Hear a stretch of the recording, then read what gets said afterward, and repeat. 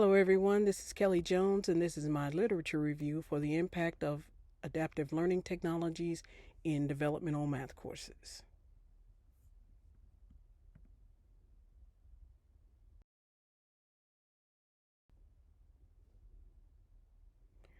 The purpose of this presentation is to provide a review of some of the literature that discusses the utilization of adaptive learning technologies in developmental education, specifically mathematics, to determine if assessment scores are higher, lower, or the same when compared to courses that do not use adaptive learning technology.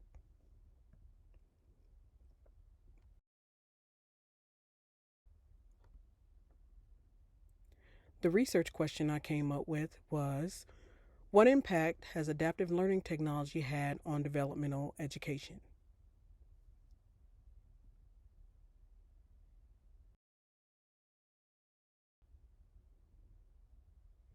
In the findings, Johnson and Samora 2016 defined adaptive learning technology as rule-based or algorithm-based computer programs that harness the power of science obtained from big data analytics to create intelligent tutoring systems. So let's see what the findings show.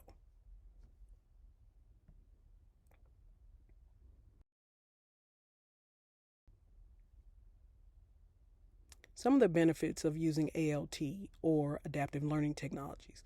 Chingos et al. 2017 theorized that the per student costs associated with learning technologies that are used in tandem with developmental courses is relatively low compared to the cost of licensing for some of the same technologies by an individual.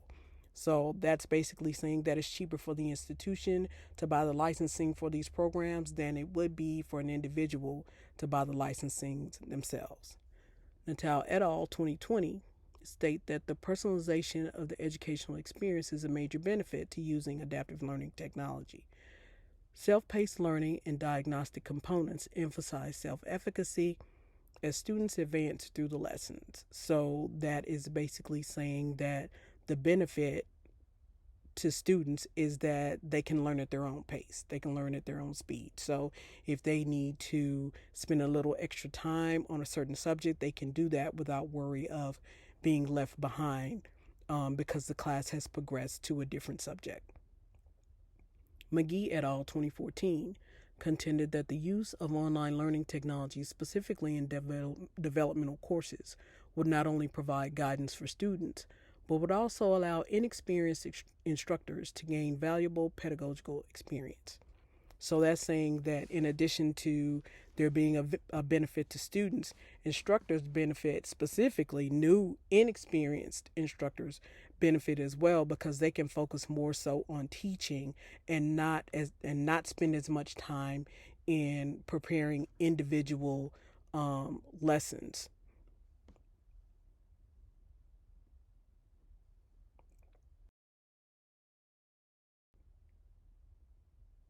Some of the challenges of using ALT, or adaptive learning technologies.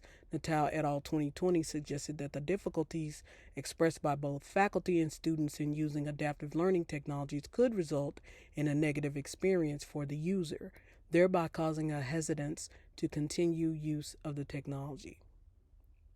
With that, it is highly probable that when students or even faculty come across these technologies and they don't understand how to use them, the tendency to get frustrated and to stop using them is extremely high.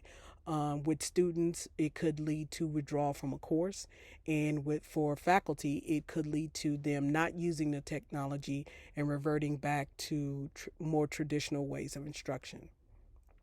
Zhu et al. 2020 are of the opinion that students' inconsistency in self-regulation and self-efficacy has led to decreased course completion rates for developmental online courses.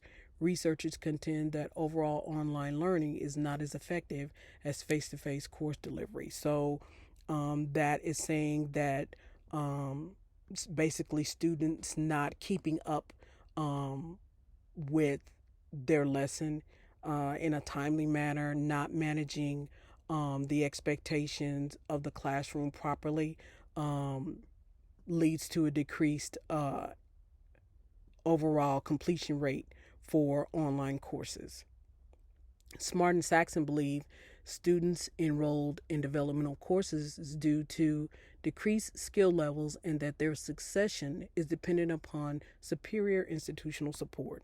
So, what that is saying is that with institutions knowing that they have students enrolled in courses that rely heavily upon these technologies, it is of the utmost importance that the institution provide superior support to these students to make sure that they do not get to the point to where they become frustrated and withdraw from the courses.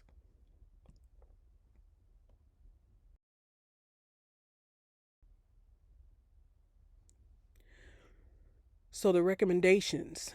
The challenges previously discussed in this document, as well as those not mentioned but discovered in the literature, have led to the following recommendations. Explore the gaps in completion rates for students in developmental courses that use ALT with little to no institutional support versus students in developmental courses that use ALT with extensive institutional support. I would just like to see what those numbers look like. How quickly do students with um, extensive support, how quickly do they advance through the courses compared to students at institutions that don't have a lot of support?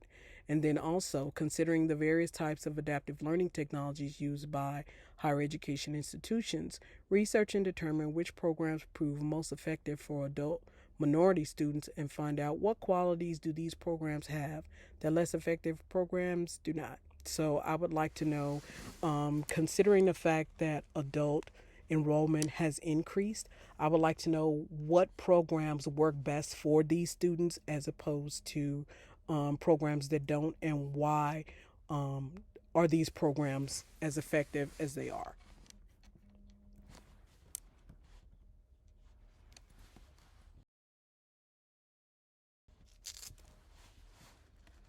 These are the databases that I used: Taylor and Francis, Google Scholar, British Library Document Supply Center Inside Serials and Conference Proceedings, and Learning Tech Library.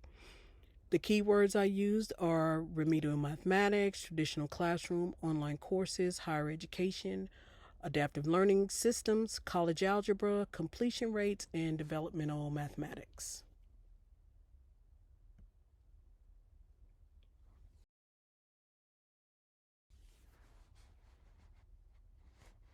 These are my references,